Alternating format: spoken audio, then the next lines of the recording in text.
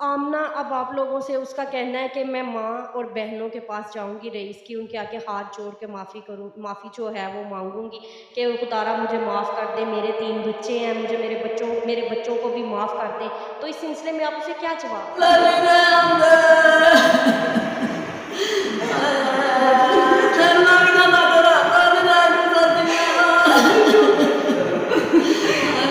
अब सातों चूहे खा के बिल्ली हज को जा रही है, निकाब करके बैठी हुई है, अब क्यों मुंह छुपा रही है? बाहर आए, निकाले अपना असली चेहरा बाहर दिखाए, क्यों छुपा रही है चेहरे को?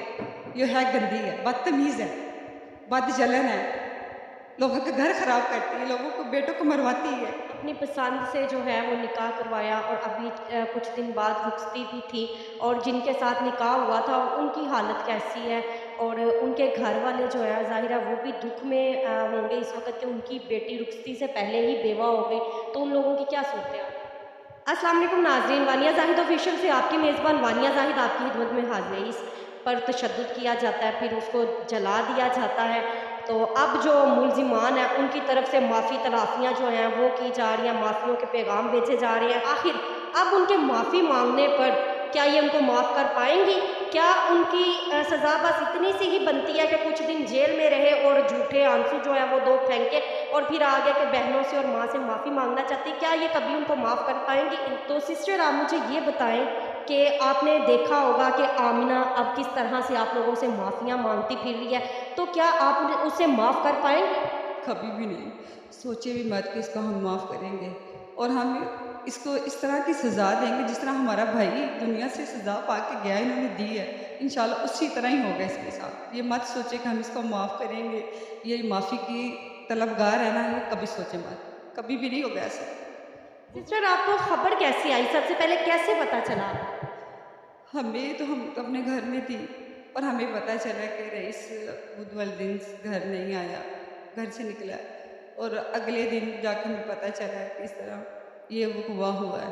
तो फिर हम रोना पिटना था, क्या करना था, फिर हम भागे। यहाँ के असल बात का पता चला हमें कि क्या माजरा हुआ, कैसे हुआ।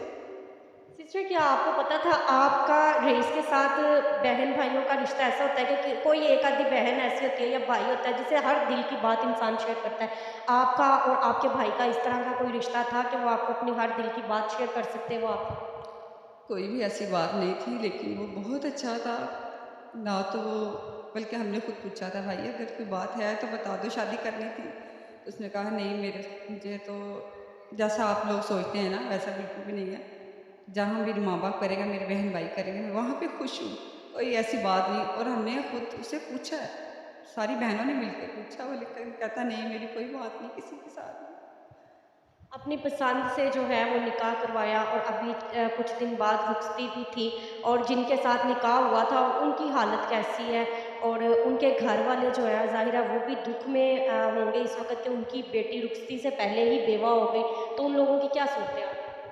उनकी भी बहुत, उनके घर भी मातम है, जैसे हमारे घर में है। वो तो बेटी वाले हैं ना, बेटी वालों को तो ज़्यादा दुख होता है जिनके घर में बदनामी की बेवा हो गई है।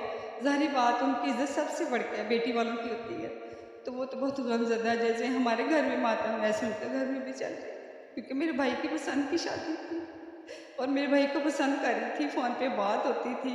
और जिस तरह हम बदुएँ दे रहे हैं ना, वही इसी तरह की दे रही है इनको। इंशाल्लाह किसी ना किसी की इनको लोगों को लगेगी और ऐसा ही होगा इंशाल्लाह। जैसे हमारे मुँह से बातें निकली वही वो भी ऐसे ही दे रही है। आपने जब रईस को घर लाया गया तो आप लोगों ने जब देखा तो किस तरह की कंडीशन थी?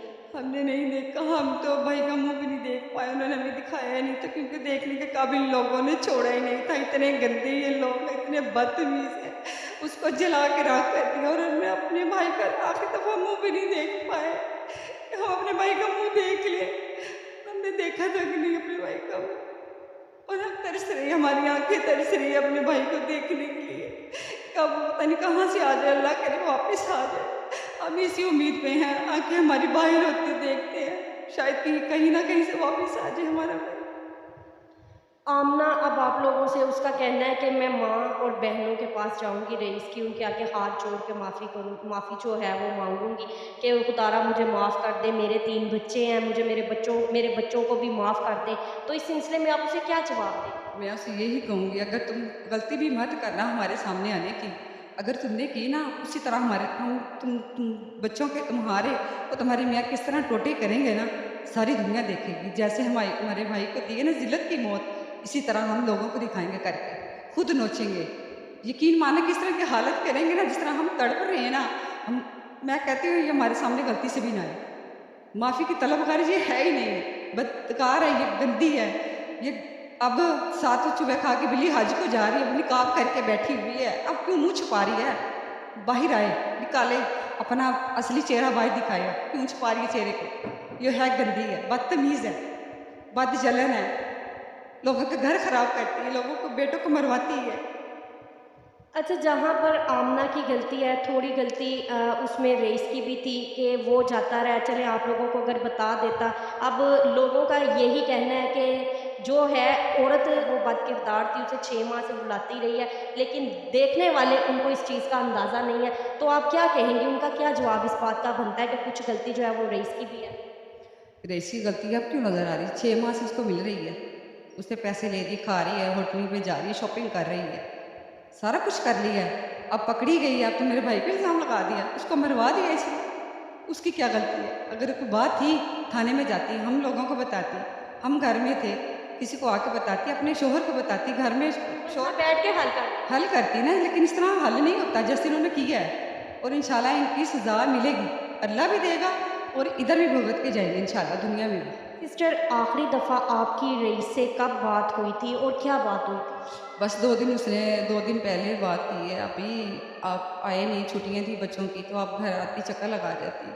और मैंने ये कहा भाई मैं इंशाल्लाह लगाऊंगी चक्कर, गर्मी बड़ी ज़्यादा है और बच्चों की ना छुट्टियाँ थोड़ी सी रहेगी, इंशाल्लाह मैं लगाऊंगी चक्कर। बस यही बात हुई, थोड़ी देर के लिए उसने मुझे पूछा बाजी आपने आना नहीं? यही बात हमने आखिरी दफ़ा कानों में सुन रहे हैं, वही बात आ रही है बार बार। बस और कोई किसी किस्म की कोई बात नहीं? कोई बात नहीं की, बस यही पूछा था बाजी आपने आना था, आई क्यों नहीं, बच्चे लेके आ जाए। आपने पूछा नहीं कि भाई मेरी याद आ रही है? हाँ जी, वो बड़ा याद करता था, सारी बहनों को फ़ोन करता था जब बैठता था फ़ारिग टाइम, कहना आज सारी बाजी इकट्ठी नहीं हुई, बाजी इकट्ठी होती बड़ा मज़ा आता है। यानी वो अपनी बहनों की इतनी रिस्पेक्ट करता था, अपने भाइयों की, माँ बाप की, सब की करता था। लेकिन वो चाहत थी, मोहब्बत उसके अंदर थी।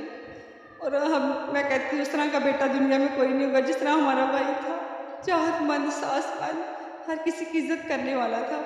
अच्छा सिस्टर, आपका दुख अपनी जगह, बहनों को भी बहुत तकलीफ़ होती है, दुख होता है, लेकिन एक जो सबको सबसे ज़्यादा दुख जो होता है वो वालिदैन को होता है।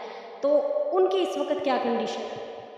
सबसे बड़ा दुख मेरे माँ-बाप को। हम तो अपने घर वाले हम घरों में चले जाएँगे और लेकिन हमारी माँ का दुख बहुत बड़ा है, वो कभी भी बर्दाश्त नहीं कर पाएगी, ना उनको सब्र आता है।